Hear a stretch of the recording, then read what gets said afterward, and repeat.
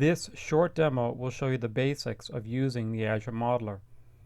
Let's start by clicking the Create Survey button in the upper right. Here we see a quick survey to help you with a dialogue with your customer. You can adjust these questions on the Settings tab. Click on the Guide Me button to start on your first model. Let's enter 10 Dynamics GP users. They don't currently own a Dynamics solution. They are a prospect. They don't need remote desktop access. They are not interested in Dynamics CRM Online today. Update the model by clicking the Update Model button. Here we see the model has been updated with the results from the wizard. Notice the lower left, we updated the Azure resources to reflect the user load coming from the sizing fence for 10 Dynamics GP users. The top chart provides a running analysis of the total cost of ownership of the model. Let's click on the Topology tab and view the updated topology. This adjusts automatically as you adjust the model. Here we see we automatically added a SQL Server and 3 application servers. You can control the number and size of the servers on the Settings tab in the Sizing fence. Notice that the Office 365 Business Premium button is enabled. This was turned on because we selected On-Premise Exchange when we completed the wizard.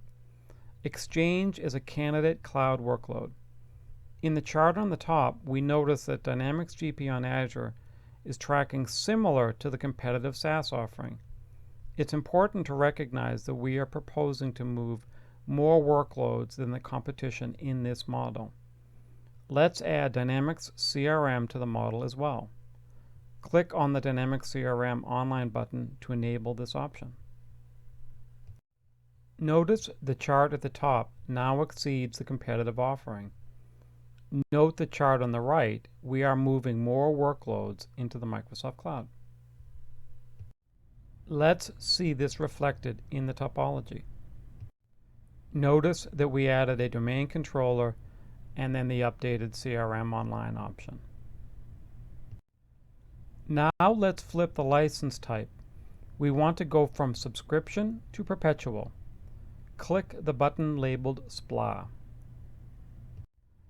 The goal here is to compare the long-term monthly subscription versus the perpetual license option. This is the basic argument of lease versus buy.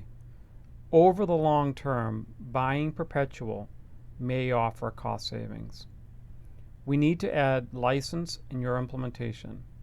Let's enable Partner Implementation Estimate and License button. The top chart shows Dynamics GP on Azure with Office 365 and CRM Online is a little bit more than the competitive offering, but we are offering many more cloud workloads. Also notice that we enable you to add your own implementation services.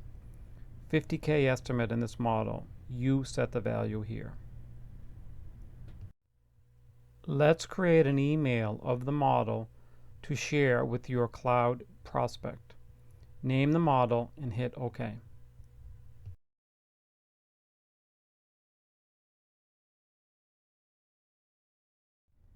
We have the option to include the previous model for cost comparison purposes.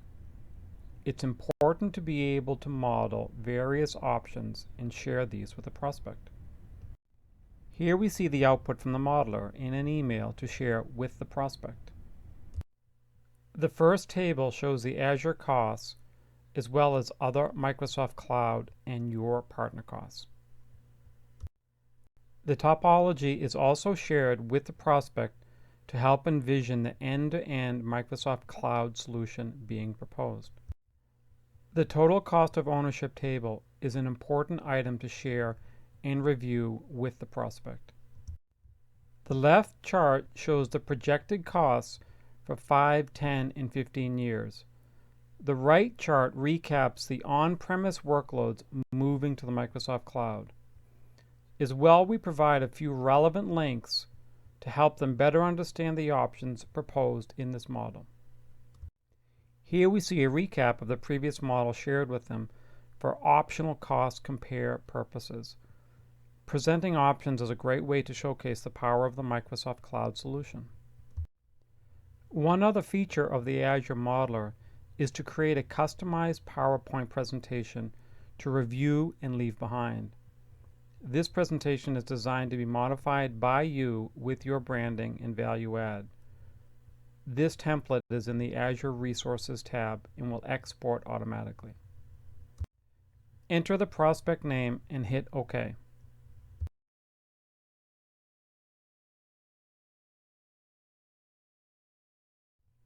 Here we see the base PowerPoint presentation being customized and uploaded to OneDrive to share with the prospect. Here we see it in my OneDrive. Let's get a link to share in the email. Click the Share button to get the link.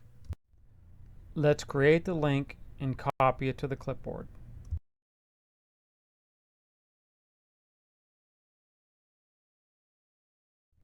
Here we see a custom-built presentation of this model ready to be shared with the prospect.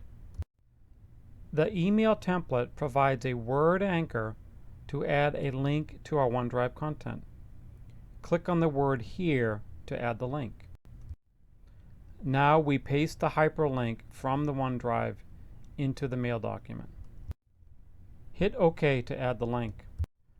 Now we have a nice mail with a few assets for you to review and adjust to meet the needs of your prospect.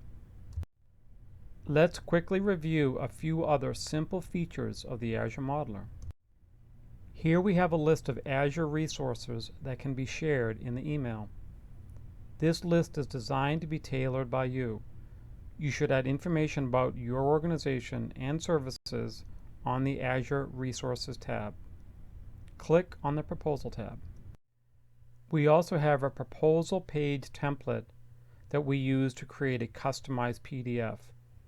This is a nice way to create a professional-looking Azure proposal to share. Let's click on the TCO tab. It's very important to have supporting documentation for any assumptions being made. You should review and adjust these assumptions as part of the dialogue with a prospect. We also record a copy of each model that is shared so that you may recall them and adjust. As well, your technical organization can create standard models to ensure a comprehensive cloud design. Remember, you own sizing and licensing. We just help you assemble it with the Azure Modeler. Here we see a pick list of the previous model saved that we can recall. Let's recall the model and review it.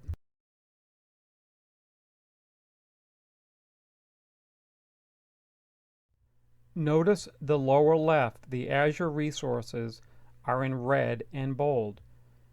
This reflects a point in time of this model. The values are no longer linked to the sizing fence. We can reset the formulas to invoke the sizing fence by hitting the Reset Formulas button on the upper right.